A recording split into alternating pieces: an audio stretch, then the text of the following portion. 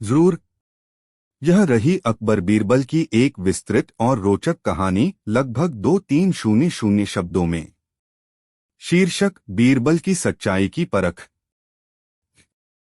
प्रस्तावना: मुगल बादशाह अकबर का दरबार अपने वैभव, बुद्धिमत्ता और न्यायप्रियता के लिए प्रसिद्ध था। वहां ऐसे ऐसे रत्न थे जिनकी प्रतिभा की चमक से दुनिया चकित थी। उन्हीं रत्नों में एक थे बीरबल। उनकी बुद्धि, विनोद और तीव्र निर्णय क्षमता अकबर के दिल को जीत चुकी थी। बीरबल केवल दरबारी नहीं, बल्कि अकबर के सबसे विश्वसनीय मित्र भी थे। कहते हैं, अकबर के राज्य में यदि कोई कठिन समस्या आती थी तो लोग कहते थे, चलो बीरबल इसका हल निकाल देंगे। एक दिन दरबार में ऐसी ही एक घटना घटी जिसने न केवल बीरबल की चतुराई बल्कि उनकी सच्चाई और साहस की भी परीक्षा ली। पहला प्रसंग: दरबार में हलचल। एक सुबह अकबर के दरबार में असामान्य हलचल थी। किसी सैनिक ने सूचना दी, जहांपनाह, कोषागार से सोने की 2 संदूकें गायब हैं। यह सुनते ही पूरे दरबार में सनसनी फैल गई। अकबर का चेहरा गंभीर हो गया। कोषागार यानी राज्य का खजाना, वहां से सोना चोरी हो जाना बहुत बड़ी बात थी। अकबर ने तुरंत आदेश दिया, जिस रात चोरी हुई उस रात ड्यूटी पर कौन था? दरबारी बोले, जहांपनाह, 4 पहरेदार थे, सलीम, इदरीस, करीम और रघुनाथ। अकबर ने उन्हें तुरंत बुलवाया। चारों सैनिक कांपते हुए दरबार में पहुंचे। बादशाह ने पूछा, कहो उस रात क्या हुआ? कोई संदिग्ध व्यक्ति देखा? चारों ने एक साथ कहा, नहीं जहांपनाह, हमने कोई चोरी होते नहीं देखी। सब कुछ सामान्य था। अकबर ने गुस्से में कहा, अगर तुम सब जाग रहे थे तो चोरी कैसे हुई? कोई झूठ बोल रहा है। दरबार में सन्नाटा छा गया। तभी अकबर ने बीरबल की ओर देखा। बीरबल, अब तुम ही बताओ, कौन सच्चा है और कौन झूठा? बीरबल ने विनम्रता से कहा, जहांपनाह, मुझे एक दिन का समय दीजिए। कल तक मैं असली चोर को आपके सामने लाऊंगा। अकबर ने सिर हिलाया। ठीक है, पर याद रखना, अगर तुम नाकाम हुए तो तुम्हारी भी जवाबदेही होगी। दूसरा प्रसंग: बीरबल की योजना। बीरबल बाहर निकले और उन चारों सैनिकों को अपने घर बुलाया। चारों को देखकर बीरबल मुस्कुराए और बोले, मैं जानता हूं कि तुम चारों में से केवल एक ही दोषी है, मगर मुझे यह जानने में थोड़ी मदद चाहिए। सैनिक एक दूसरे की ओर देखने लगे।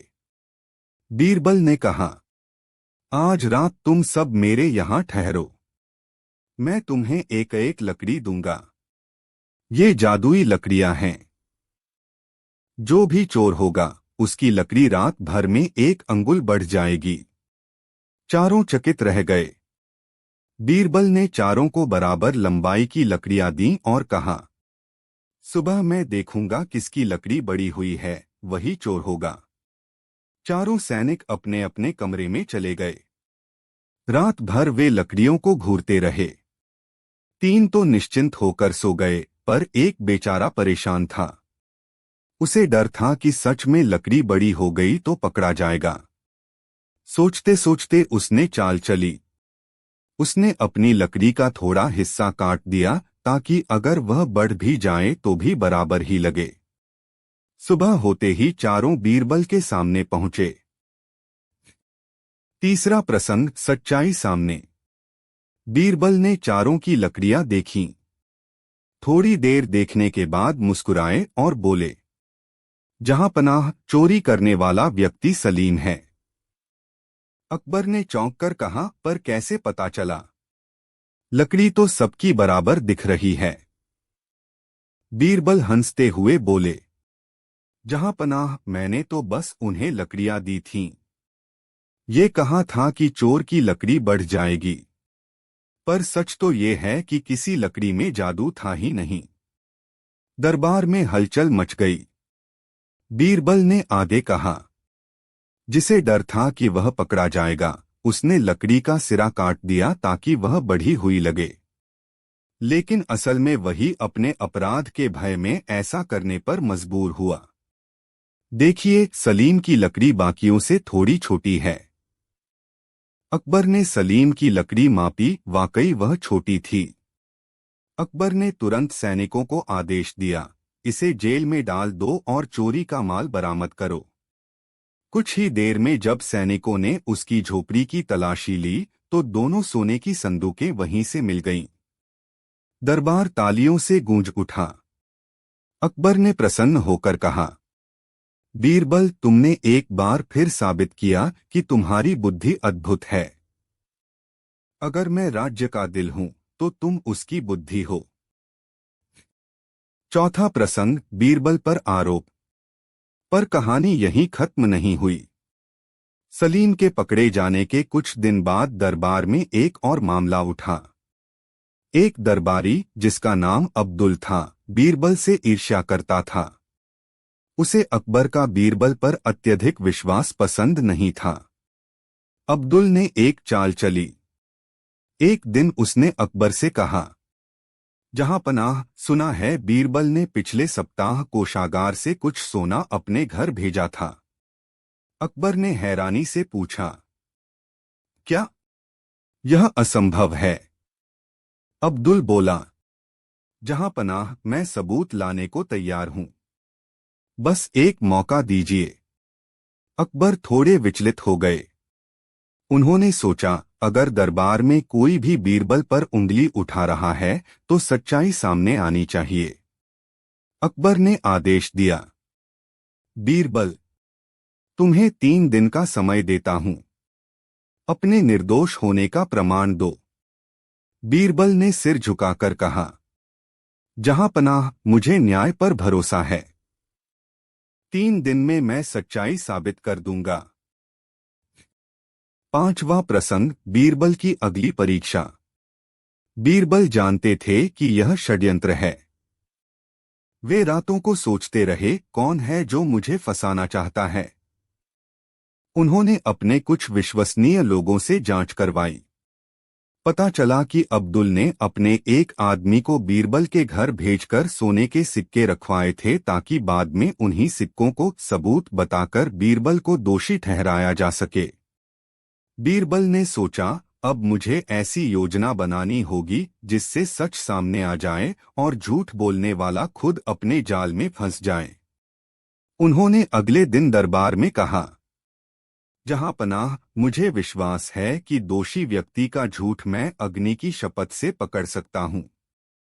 कृपया दरबार में एक अग्निकुंड बनवाया जाए। अकबर ने अनुमति दे दी। अगले दिन पूरा दरबार एकत्र हुआ।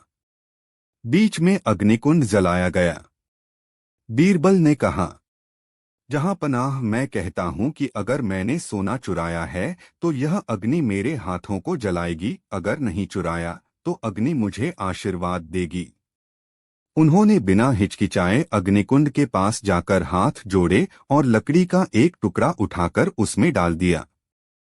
सभी हैरान थे, बीरबल के हाथ बिल्कुल सुरक्षित थे। फिर बीरबल ने अब्दुल की ओर देखा और कहा, अब्दुल, अगर तुम्हें सच्चाई पर विश्वास है तो तुम भी यही करो। अब्दुल का चेहरा उतर गया। वह डरते हुए बोला, जहां पनाह, मैं क्यों करूं? मैंने तो चोरी नहीं की। बीरबल ने मुस्कुराकर कहा, सही कहा, पर जो सच बोलता है उसे अग्नि से डर नहीं लगता। अकबर ने अब्दुल की आंखों में झांका। वहां अपराध की झलक साफ दिख रही थी। अकबर गरजे, अब्दुल, सच्चाई बताओ। डर के मारे अब्दुल ने सब कुछ स्वीकार कर लिया। उसने कहा, जहां पनाह, मैं बीरबल से जलता था।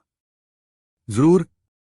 यहाँ एक मौलिक, मनोरंजक और शिक्षाप्रद अकबर बीरबल की कहानी प्रस्तुत है, लगभग 2100 शब्दों में। शीर्षक, बीरबल की अनोखी दावत। प्रस्तावना, दरबार का शोर और नई घोषणा। एक दिन बादशाह अकबर का दरबार लगा था।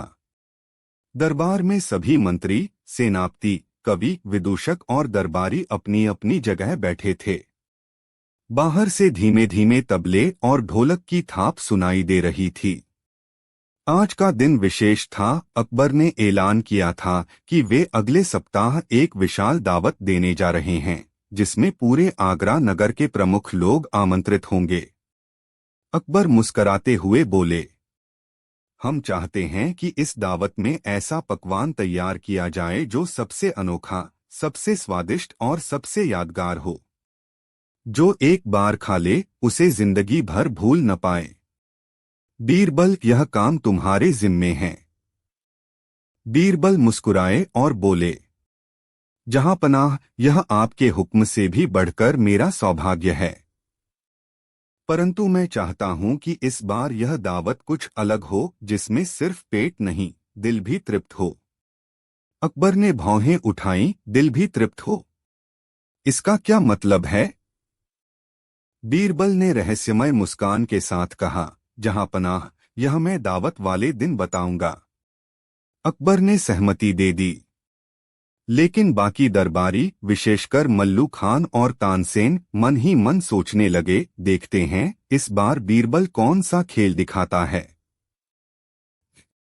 दूसरा दृश्य, बीरबल की योजना।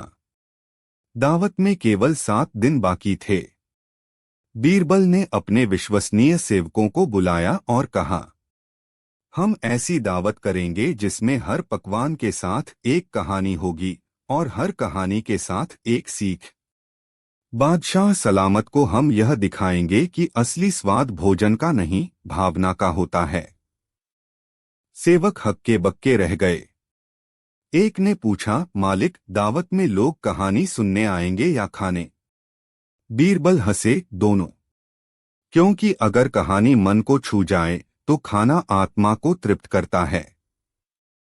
उन्होंने नगर के कोने कोने से सामान मंगवाया, दूध, चावल, शहद, जौ, फलों के रस और कुछ साधारण सब्जियां। पर कोई भी महंगा मसाला नहीं मंगाया गया। यह बात पूरे नगर में फैल गई, बीरबल दावत में सस्ते सामान से खाना बनवा रहे हैं। यह सुनकर हकीम लुकमान, जो बादशाह के वैद्य थे, बोले, बीरबल को क्या हुआ है? इतने सामान्य चीजों से राजदावत? मल्लू खान बोला, लगता है इस बार बीरबल की अक्ल घूम गई है। बादशाह का मूड बिगड़ गया तो समझो बीरबल का पतन तय है। तीसरा दृश्य, दावत का दिन। आखिर वह दिन आ गया। राजमहल का आंगन फूलों से सजाया गया था। सुनहरे पर्दे, झूमर और अगरबत्तियों की सुगंध चारों ओर फैल रही थी। दरबारियों के साथ साथ कई विदेशी मेहमान भी आए थे। अकबर ने शाही वस्त्र पहन रखे थे और बीरबल सफेद साधारण पोशाक में, चेहरे पर संतोष की मुस्कान लिए प्रवेश किया। बीरबल, अकबर ने कहा, हमारी उम्मीदें बड़ी हैं। उम्मीद है कि तुमने हमें निराश नहीं किया होगा। बीरबल झुके, जहांपनाह, आज की दावत आपका दिल जीत लेगी। कृपया पहला व्यंजन चखें। पहला व्यंजन, साधारण खिचड़ी। सभी मेहमानों के सामने पहला पकवान रखा गया, खिचड़ी। दरबारी एक दूसरे का चेहरा देखने लगे। तानसेन ने धीरे से कहा, इतनी तैयारियों के बाद खिचड़ी? अकबर ने भी भौहें सिकोड़ते हुए बीरबल की ओर देखा। बीरबल ने कहा, जहांपनाह, यह खिचड़ी उस गरीब किसान की कहानी कहती है जो दिन भर खेतों में मेहनत करता है और रात में यही सादा भोजन करके सो जाता है। परंतु उसकी आत्मा संतुष्ट होती है, क्योंकि वह ईमानदारी की कमाई से खाता है। यह खिचड़ी सिखाती है, सरलता में सुख है, और जो व्यक्ति संतोष में जीना जानता है, वही सच्चा अमीर है। अकबर ने थोड़ा चखा और मुस्करा उठे। स्वाद वाकई सरल है, पर मन को छू गया। दूसरा व्यंजन, मीठा दूध और शहद। अब दूसरा पकवान आया, गर्म दूध जिसमें शहद मिला था। बीरबल बोले, जहांपनाह, यह व्यंजन एक माँ के प्रेम का प्रतीक है। जैसे दूध पोषण देता है और शहद मिठास, वैसे ही माँ का प्यार जीवन में मधुरता लाता है। जो व्यक्ति अपनी माँ का आदर करता है, उसके जीवन में कभी कड़वाहट नहीं रहती।